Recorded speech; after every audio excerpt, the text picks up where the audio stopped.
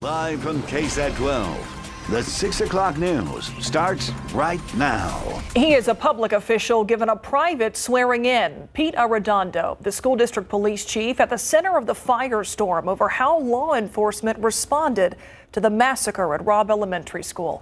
He officially took office last night in his other capacity as Uvalde City Councilman. As the Defender's Dylan Collier points out, the normally public ceremony took place in private. And now many are asking why. Pete Arredondo spent his first official morning as a Uvalde City Councilman being confronted by a CNN reporter. Arredondo blamed by fellow law enforcement for days on end. Amid allegations, he ordered officers inside Robb Elementary to hold back and not confront the active shooter. And more recently, that he has refused to cooperate with the Department of Public Safety's investigation into the deadliest school shooting in Texas history. We've been in contact with DPS every day. After canceling the Uvalde City Council meeting in which Arredondo and other newly elected members were to be sworn in, the town's mayor revealed last night the inaugurations took place in private, without a ceremony. A distinctly different approach, lacking the usual pomp and circumstance of someone taking elected office. My advice to the mayor would have been, welcome to democracy. Mark Anthony Sanchez, an area attorney who has spent 25 years representing cities, school districts, and public safety entities, says the move was legal but sends the wrong message. As a home rule municipality, Uvalde can do anything authorized by its city charter as long as it doesn't violate the Texas Constitution or state or federal law. Despite the massive tragedy engulfing the community, Uvalde city officials were racing the clock. Its charter requires council members to take office on the 24th day since the election, or as near to that as possible. Tuesday was the deadline. In my opinion, was a lost opportunity to show resolve and leadership in the face of unrelenting adversity. The City Council instead opted to conduct public business behind closed doors. And just within the past few hours, we obtained Arredondo's state law enforcement training records. He has nearly 29 years experience as an officer, has his masterpiece officer certificate, and had 8 hours of active shooter training in December of last year. For the Defenders, Dylan Collier, KSAT 12 News. All right, thank you, Dylan. Students and staff will not be going back to Robb Elementary in the fall. That announcement coming from Uvalde CISD Superintendent Dr. Hal Harrell. In a press release, the superintendent says, quote, "We are working through plans on how to serve students on other campuses and will provide that information as soon as it is finalized. We are also working with agencies to help us identify improvements on all UCISD campuses." End quote. The district says it will continue to provide counseling and support to our families and staff for the foreseeable future. Meantime, the community of Uvalde continuing today a long and painful series of goodbyes to the people killed a little more than a week ago. Among those laid to rest, a 10-year-old victim. Friends and family honoring Jose Manuel Flores Jr. during a mass this afternoon. Mass will also be held for 4th grade teacher Irma Garcia. Services for her husband, Joe, who died 2 days later of what the family says was his own grief, were also held today. One of the responding DPS troopers of the Robb Elementary shooting is sharing more about his beloved friend, teacher Eva Mireles. Juan Maldonado never imagined that a call for a shooting on Tuesday, May 24th, would put his hometown of Uvalde and the nation in a state of mourning. Alicia Barrera is live in Uvalde this evening with how loved ones are hoping that Eva is remembered. Alicia. Myra, well, they want Eva Mireles to be remembered as a fighter. She was a wife, she was a mother, a good friend, a teacher, and she had such a dedication for her career as an educator, but above all, she loved life. And we spoke to Juan Maldonado, and it was really tough for him to open up about those moments at Robb Elementary.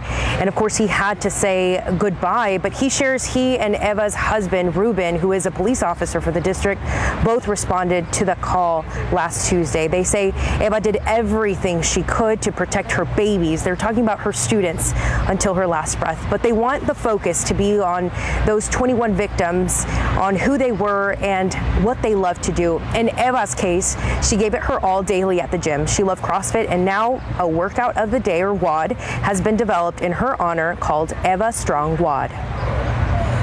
Uvalde Gym, which is shot good, and other gyms throughout the world are going to be doing this WOD in Eva's honor. So this WOD means a lot to the family, because that's how she talked about, was WOD. You know, going to CrossFit at 4:30 or 5:30 p.m. So after work, she would go work out, do her CrossFit. If you knew Eva, she was a dedicated CrossFitter, and members around the world for CrossFit will celebrate her passion for life and for CrossFit in general, and that will happen on June 18th. And we have that information listed online right now at KSAT.com. And Maldonado also shared with me that Eva had been training for the Memorial Day Murph Challenge, and I looked at what that consisted of, and it was a rigorous workout. Unfortunately, she was not able to participate with that, but on Monday, her daughter, Adeline, wore the weighted vest that she was to wear and completed that workout with her father. Live in Uvalde, Alicia Barrera, KSAT 12 News. Honoring her mother's memory. Thank you, Alicia. Funerals will continue in Uvalde for the next 2 weeks. We have those arrangements right now on KSAT.com. You can scan this QR code you see here, and that will take you to the article where all that information is listed, along with all of our coverage of what has happened in Uvalde. New at 6, on the heels of the tragic shooting like the one at Robb Elementary, it's more important than ever for people to understand trauma. University Health has an institute that is training our community in what's called trauma-informed care. Courtney Friedman visited a local doctor's office that is making sure every employee gets that training. Everyone has trauma, just at different levels. With the situation in Uvalde, that's an extreme situation, but we have trauma every day in every family in the United States. You know, violence between their parents, kids that are being bullied in their schools. Dr. Ramon Reyes with Village Medical Primary Care Clinics is having his entire staff trained in trauma-informed care, from the doctors to the receptionists. That means recognizing that trauma is universal and handling patients and employees with compassion. I think it's very important because you never know, especially mentally, what a person is going through. LaMarcus Watkins is a patient at Village Medical. He's also a veteran who suffers from PTSD, and he's thrilled to hear about the trauma-informed care training. Sometimes could be just reading their demeanor. Do they look upset? And if they look upset, you simply ask, are you okay? Is there anything I can do for you? You don't want to ignore. Belinda Garcia Rattenberry heads the University Health Institute for Trauma-Informed Care and hopes businesses of all types sign up for the training and commit to change, like Village Medical. They're even changing some of their rooms around. This is one of the rooms that they're changing from looking more clinical to more comfortable for counseling. Watkins hopes his fellow community members will take the help that's being offered. I would just say, just kind of have an open mind to give it a chance to talk to someone, and if you're going through something, just know that you're not alone in it. That's about it. Courtney Friedman, KSAT 12 News. All right, we've got some late breaking news we never want to report, but especially right now. We know of a shooting where there are multiple injuries. This was reported as an active shooter situation in Tulsa, Oklahoma. This apparently happening at an office there, what local outlets, media outlets are calling the Warren Clinic. We know there are multiple injuries. The suspect in this case is reported to be down. We don't have any word on any fatalities, how many people may be involved here. But again, a shooter has been taken down at an office building in Tulsa, Oklahoma, where there are multiple injuries. We're going to gather more information on that, hopefully bring that to you right here during this newscast. Meantime, to other news that we are following here locally. A man is in jail in Seguin this evening, accused of robbing 2 convenience stores in one day. According to Seguin police, 19-year-old Daquan Neal was arrested after allegedly robbing a Quick Trip with a knife. Police say Neal rode his bike to a nearby Stripe store, robbing the clerk there with a knife as well. Officers identified him. He was arrested the same day at his home. Neal now facing 2 counts of aggravated robbery. His bond set at $75,000 for each of those counts. San Antonio police looking for some help locating suspects in a shooting on the city's west side this week. It happened May 23rd in the 8600 block of Water's Edge. Investigators say the male suspect knocked on the door, asked to speak with someone. One of the people inside opened the door, told the suspect that that person was not there, and tried to close the door. The suspect and another woman both pushed that door back open. Then the male suspect, according to police, started shooting. We're told when the shooter went to a car outside but kept shooting at the apartment building still. The pair left in a black BMW. Anyone with any information, call this number you see here, 210-224-STOP. San Antonio police say they still have a lot of questions, meantime, about the shooting death of a teen boy. The victim was found inside of a home on the north side of town in the 100 block of Agnes Drive near North Main. Police telling our Katrina Weber the answers they did get just don't add up. Patrol cars light up the 100 block of Agnes Drive, but when it came to exactly what happened in a home here late last night, police were in the dark. We're not sure if it was a drive-by. We're not sure the shooting happening inside. The male was located inside the location. What they did know was that boy, who the medical examiner says was only 13 years old, was dead from a gunshot wound. I just couldn't believe it when I heard it. Charlene Hinojosa, who lives down the street, had been outside her home only moments before. When she walked out again shortly after 9:30 last night, she says chaos had erupted. It was crazy. I was getting phone calls from my neighbor, and then as soon as I come out, I heard it. The ambulance, the cops, everything. Although last night's commotion has subsided, the confusion continues today. Police say the teen who was killed did not live in this home, and everyone else who was here has been less than helpful. They say they've gotten different stories, including one that he was the victim of a home invasion. They say witnesses told them the gunman climbed in through a back window, shot the victim, and then took off. But police say the evidence doesn't match up with that. They say they plan to keep trying to get to the truth so they can make an arrest. Katrina Weber, KSAT 12 News. Let's take a look at traffic out there right now. This is at I-10 in Frio. You're looking heading toward downtown, and no real traffic tie-ups to tell you about. This is a trouble spot that usually backs up at this time of day, but that's just the typical 6 o'clock commute. Look outside with live cam. Meantime, 91 now, just a smidge cooler than this time yesterday. Still so much heat out there, Adam. A smidge not as hot. A smidge not as hot. Yeah, let's go with that. Yeah, I reserve the word cooler for a different time of year sometimes.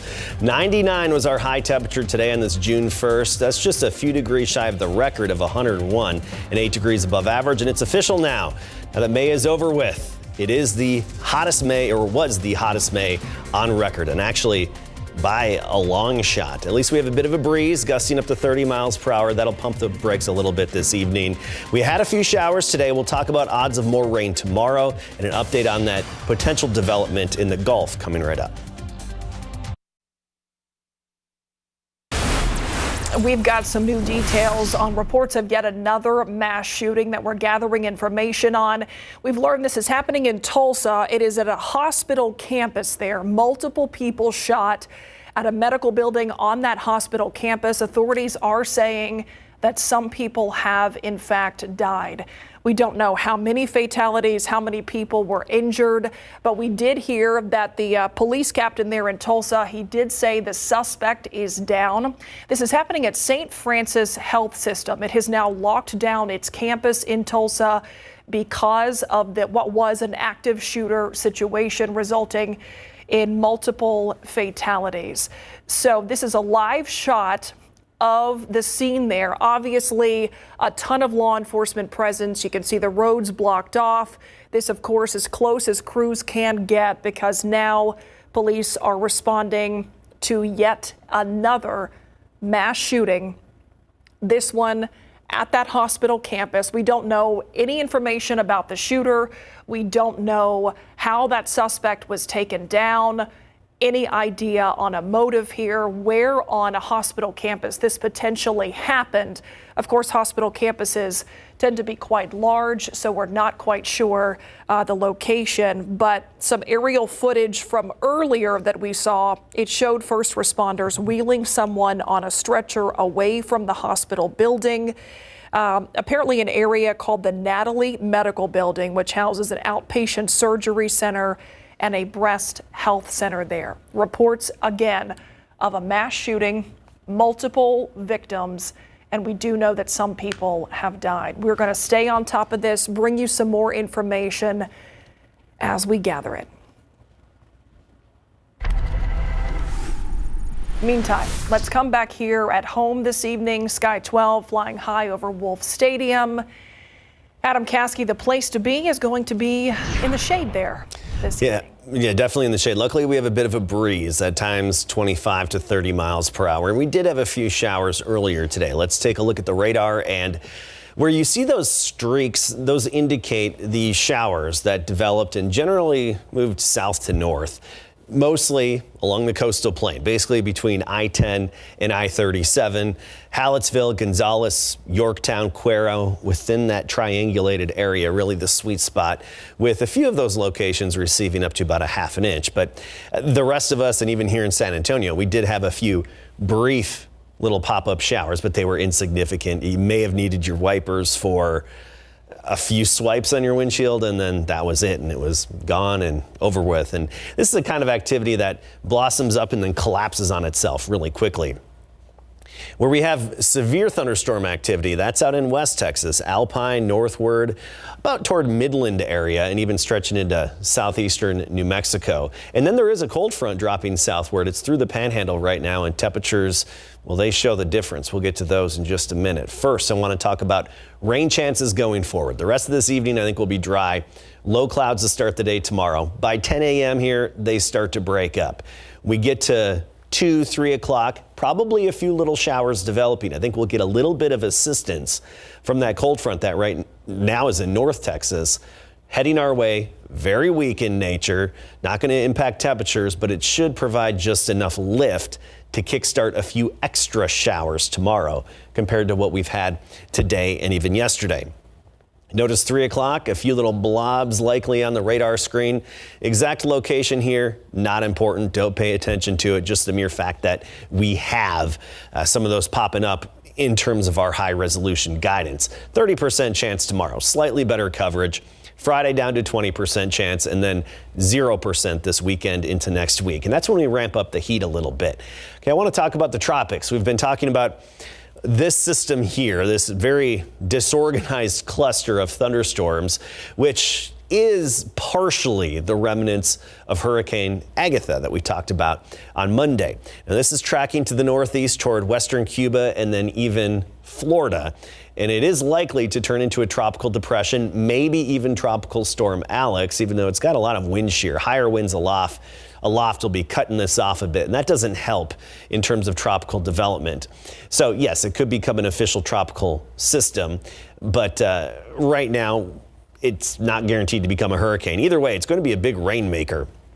As this tracks off to the northeast, and again, away from Texas, big rainmaker, western Cuba, and especially into Florida, several inches of rain. That would be basically a drought buster for us.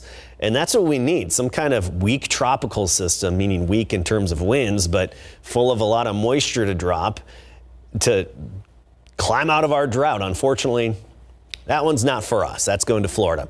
91 degrees right now. Dew point is 71. There's that wind out of the east at 22, gusting up to 30. Look at the temperatures elsewhere.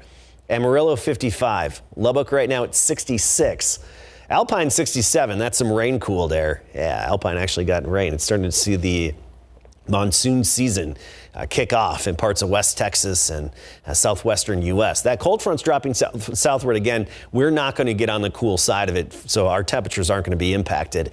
Eagle Pass now 99, 96 in Pleasanton, Hondo 98 degrees, and we're mostly well into the 90s. The exception here, Seguin 88 along with Bulverde, Helotes right now at 89. Here's your KSAT 12-hour forecast. So temperatures gradually falling off this evening. We'll settle in the mid-70s tomorrow morning, 76 at 7 a.m., 20% chance of a few pop-up little streamer showers, kind of like what we had earlier today. Becoming 30% by the noon hour, so slightly better coverage. You can cross your fingers, but don't be too hopeful or confident you'll see much.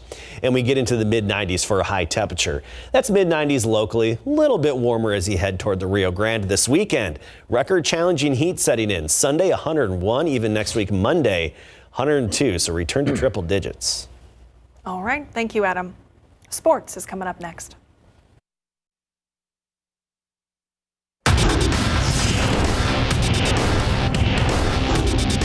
Things are said, and what he says, what we say. I mean, it moves on. We're moving on to the next thing. Jimbo Fisher says his beef with Nick Saban is in the past in big board sports. The SEC spring meetings kicked off yesterday in Destin, Florida, 2 weeks after the war of words between Alabama head football coach Nick Saban and Texas A&M head football coach Jimbo Fisher. Saban accused A&M of buying its top-ranked 2022 recruiting class, prompting Jimbo to hold a presser the next day when he tore into Saban. Now, the two coaches saw each other for the first time yesterday since that blow-up. All 14 SEC football coaches met in a ballroom with 9 tables configured in a U formation. Fisher, the chair of the SEC's football coaches, sat at the head of the room, with Saban about 10 feet to Fisher's right. Now, yesterday, while speaking with the media, Saban said he doesn't have a problem with Jimbo. Today, Fisher met with the media, and he was asked about Saban and their feud. We spoke very in the beginning, and he's what he accused us of. You know, both things. We said it's over with. We're done talking about it and what happens, and we're moving on to the future, what goes on, and try to fix the problems of what we have in college football. We're a lot more pressing needs than our arguments. So you said that directly. We're done. This is over. We're moving on. Yeah, we're moving on to do what we got. I have no problem. Georgia coach Kirby Smart, who coached on the same staff as Saban and Fisher at LSU in 2004, said, quote, "You guys should be on the headphones sometimes. You'd think that the May exchange was Mickey Mouse," end quote.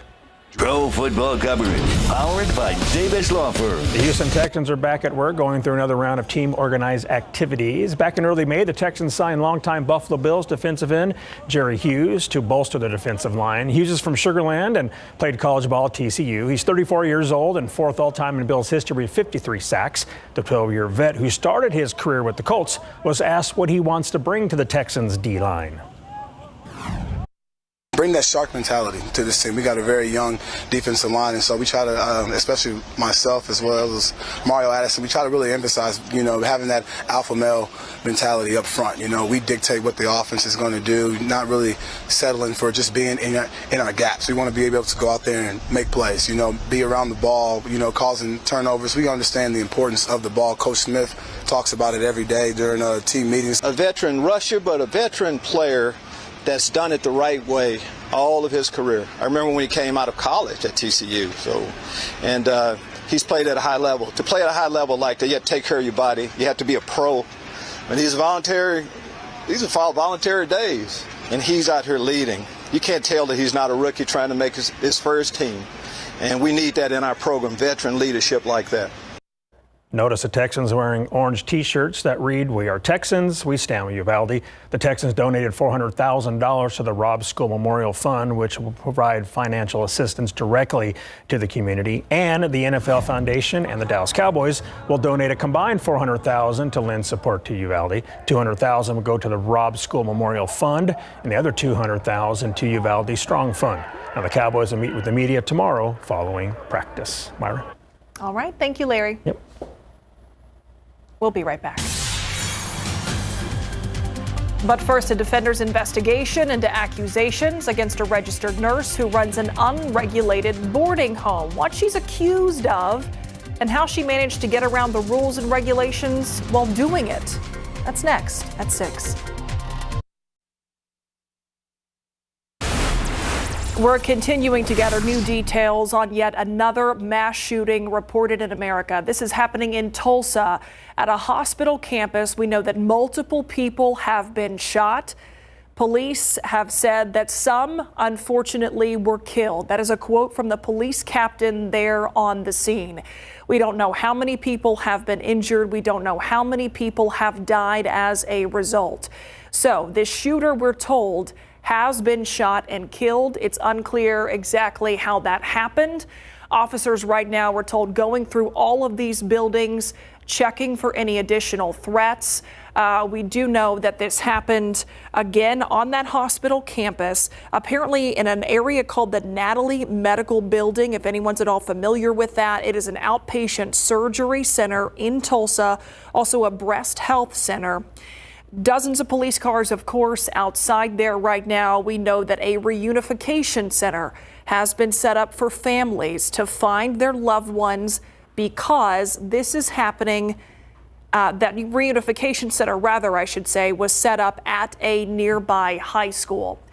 Obviously, a medical building, often a crowded place with people going in and out. But again, this was reported a little before 6 o'clock of an active shooter situation that took place on the campus of a health system in Tulsa, Oklahoma. We know that the shooter, according to investigators, is down. We're still working to learn details on how that happened. We also know that there are multiple injuries and fatalities reported. Again, a mass shooting in Tulsa, Oklahoma. We're going to gather more information.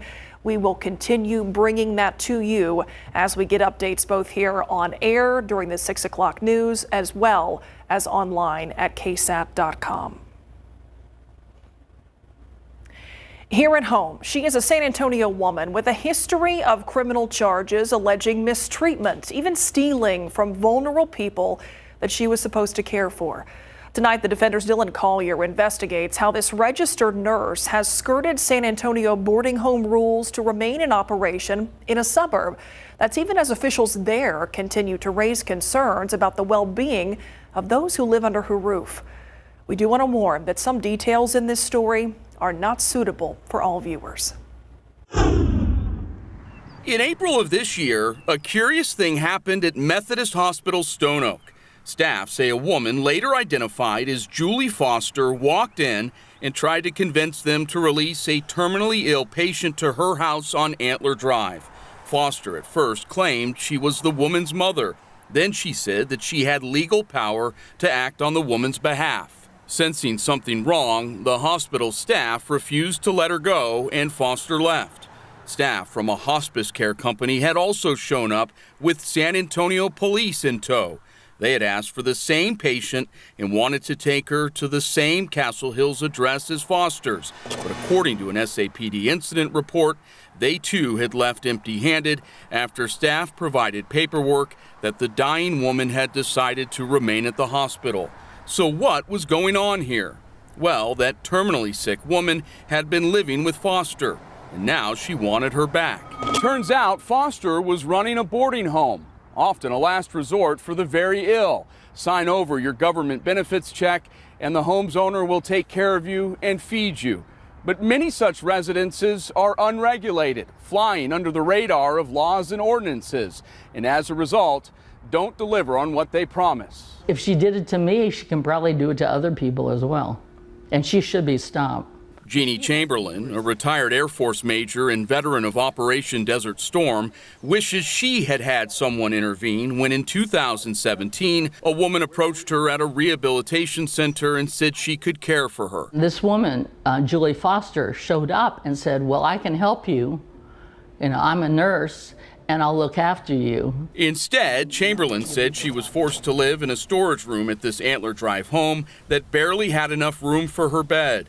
Within months, Chamberlain's condition had deteriorated to the point she was taken to a Veteran Affairs hospital by ambulance. While she recovered in a medical ward, court records show Foster and Julie Clark, another woman living at the home described as a care employee, forged Chamberlain's signature on multiple checks, stealing thousands of dollars from the hospitalized vet. Foster and Clark were indicted for felony theft in June 2019. Both pled no contest months later and were granted deferred adjudication. Foster got her probation terminated and the case dismissed in August 2020. Clark, a felon with multiple theft convictions even before she cared for Chamberlain, remains on probation until this October. My belief is that if they're going to be taking care of people, that we should be able to inspect the home for health and safety like a business. J.R. Trevino, mayor of Castle Hills, says officials there have tried to monitor Foster's operation as much as possible, but are limited in what they can do because it's unlicensed. And unlike the city of San Antonio, Castle Hills doesn't regulate boarding homes, meaning it lacks laws that cover residences housing the elderly or people living with physical disabilities or mental illness that are not related to the homeowner. In August 2017, Castle Hills Code Compliance searched the house after fire personnel assigned to a call there described garbage, filth, rot, and unsanitary conditions inside. A resident said he was one of up to 8 people living at the 2,800 square foot home. A lawsuit filed by the city against Foster the following year detailed significant code violations inside the home and that Adult Protective Services had visited the property after Foster's own daughter made an outcry about her mother's treatment of an elderly family member. It's a continuing problem Trevino wishes he had a solution for. Not good. It's deeply concerning. Charging paperwork from a separate felony case against Foster provides insight into why she moved her business to Castle Hills. After San Antonio police in June 2014 responded to the Stone Oak home, Foster acknowledged that 8 people were living there, that, quote, she did not care about these mentally retarded people and that she wanted them out of the house. When officers returned a day later, they were met with a strong, foul odor inside and found a woman slumped over at the kitchen table. The victim, who said she was not mentally stable, was covered in human feces and with an open leg wound draining into a bucket so much that the pus covered the bottom of her foot. The woman left in feces-soiled and urine-soaked clothes for as long as 3 months at a time. An officer also noted that the refrigerator was chained and padlocked to prevent anyone from opening it without a key. Foster admitted to police she was moving her boarding homes out of San Antonio to escape permitting and inspections. Years later, in March 2018, Foster was formally charged with 2 counts of injury to a disabled person. But the district attorney's office has no disposition information on the case. With no public records available regarding the adjudication of these charges, it is unclear whether they were ultimately dismissed or pursued. It's possible Foster attempted to have the arrest expunged from her record. Foster sold the property in late 2016 and no longer runs a boarding home there. There's a severe shortage of housing. Doug Beach is board president and executive director of the National Alliance on Mental Illness San Antonio. People are really, honestly desperate for good places to live, and they probably take some options that they might not take otherwise. We're with KSAT. Wanted to ask about the Stone Oak Methodist incident in April. Reached for comment. Well, obviously you're here for a KSAT. Well, hi, everybody, remember me? Foster offered little as far as a response to our questions before suggesting that we interview her away from her property. Let's go to a park. Where can we go to a park where they have drinks? I got lemonade, never mind. There's one off Lemonwood at Castle Hill City Hall. There's a park. We can go there. Perfect. But after driving the short distance to City Hall, Foster apparently had a change of heart and instead beelined inside City Hall and got the police. We're doing a story about criminals. 404 Antler Drive. You're criminals What you did to for Jamie treating me this way. Chamberlain? Oh, Jamie Chamberlain. Foster then attempted and failed to have our crew cited for criminal trespassing. Julie, obviously you're aware that if you don't want to talk to the media, you don't have to. I already did. That's on you. The following day, as we attempted to gather footage of the property in question for this story, Foster directed a racist tirade at her neighbor. You're to my country and you make on my street. Then attempted to block our camera's lens. Hello. For Chamberlain, she hopes somehow, some way, Foster is stopped. And for those of us that have served our country, it's really wrong that we are exposed to people like that who are only in it for financial gain and have no welfare concerns about us. Foster has twice been sanctioned by the Texas Board of Nursing. First in 2009 after an investigation found she left her assignment without telling a supervisor, causing patients to miss nursing visits. And then in 2012, she was found responsible for violations that included initiating care for patients without a physician's order and falsifying health notes. Foster paid a fine and was ordered to go through remedial education courses both times. Neither case is now active, and she remains a licensed nurse in Texas. For the defenders, Dylan Collier, KSAT 12 News. Incredible details in that story. Thank you, Dylan. We'll be right back. We have an update now on that mass shooting reported on a hospital campus in Tulsa, Oklahoma. We have now learned that 3 people have been shot and killed. The suspect in this case also shot and killed. We don't have any indication at this time how that happened, whether authorities potentially took this person down or it might have been a self-inflicted wound. So we know that this started a little before 6 o'clock at St. Francis Health System there in Tulsa, the Natalie Medical Building. This is an outpatient center where this active shooter scenario was reported. Again, 3 people have been shot and killed. The shooter also dead this evening. We don't have any indication about any other injuries, but we do know that other people were injured in this. There has been a reunification area set up at a nearby high school. This is a live picture there at the scene on the St. Francis Health System campus in Tulsa. We'll be right back.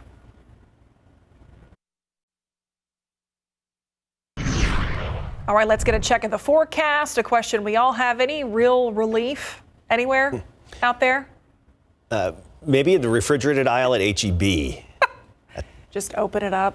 Yeah, well, you know where they keep the meat in those open coolers, right? Ah, there you go. That's about it. No real relief in sight. Now, parts of the Panhandle are getting relief right now. We'll take a look at that in a moment because there is a cold front off to the north of us. But May 2022 went down in the record book as the hottest May on record here in San Antonio. And records date back to 1885. And it was the hottest by a long shot. A few more showers are in the forecast. And we still have that potential tropical development in the Gulf/Northwest Caribbean. Take a look at the radar and satellite today. We did have some of those streamer showers, some of them decent east of San Antonio, and a few brief pop-up ones around town in a few lucky neighborhoods, though. Even if you were fortunate enough to see some of those drops, it was pretty meaningless. But basically, Lavaca County, DeWitt County, Victoria, parts of Gonzales County, we actually had some meaningful showers there. Elsewhere across the state, particularly West Texas, seeing the action. Monsoon season is kicking in, and they've seen some shower and thunderstorm activity every night for the past, 3 or 4 nights in a row. And then there's a cold front off to the north that's slowly going to sink in and stall near our area. So here's our future cast, because I do think that cold front, that weak one, could help out a little bit in developing a few showers tomorrow. We start the day with the low clouds as usual. Then we see the partly cloudy conditions, the puffy clouds, a little more vertical development. And by the afternoon, this is 2 o'clock, a few stray, isolated, or widely separated pop-up downpours developing. Quick splash and dash, probably not going to add up to a whole lot. But if you're lucky, one of the lucky few, you could see maybe a quick 1/4 of an inch. And I think that would be the rare exception. And that opportunity goes through about 6-7 p.m. tomorrow afternoon. 30% chance tomorrow, slightly better coverage than today, 20% chance into Friday. 99 the high today, just a few degrees shy of the record, 101 set back in 1887. So we're starting June just like we ended May. At least we have a bit of a breeze out there, and it's going to stay gusty through about midnight, 2 a.m. Here's a look at temperatures across the state. Amarillo, 55. Lubbock at 66. Clouds, some precipitation, and the cold front, giving them that relief from the heat. But around here, mostly 90s. Some of us have now dropped into the 80s. 87 Bulverde, Canyon Lake 85. Meanwhile, Divine at 100.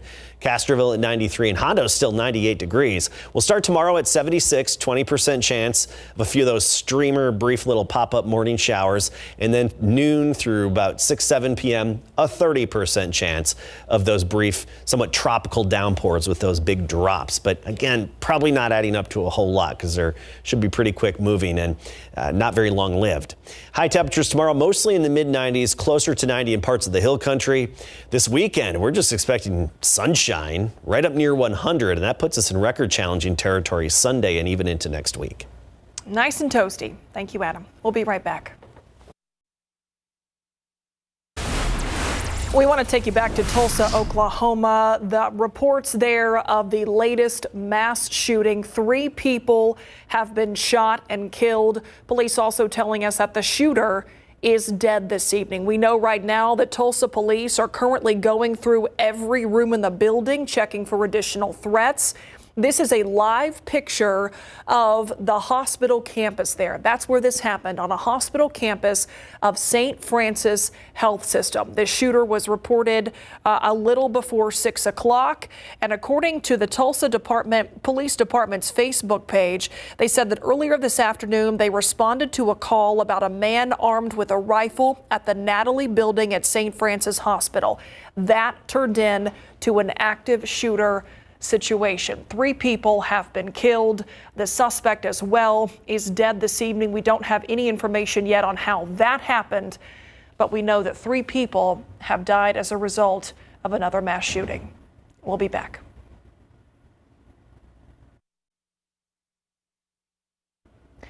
Before we go here tonight, another live picture at the massive law enforcement response to a mass shooting at the St. Francis Hospital there in Tulsa, Oklahoma. 3 people have been shot and killed. The shooter is also down. More details online at KSAT.com and on the Night Beat. We'll see you then.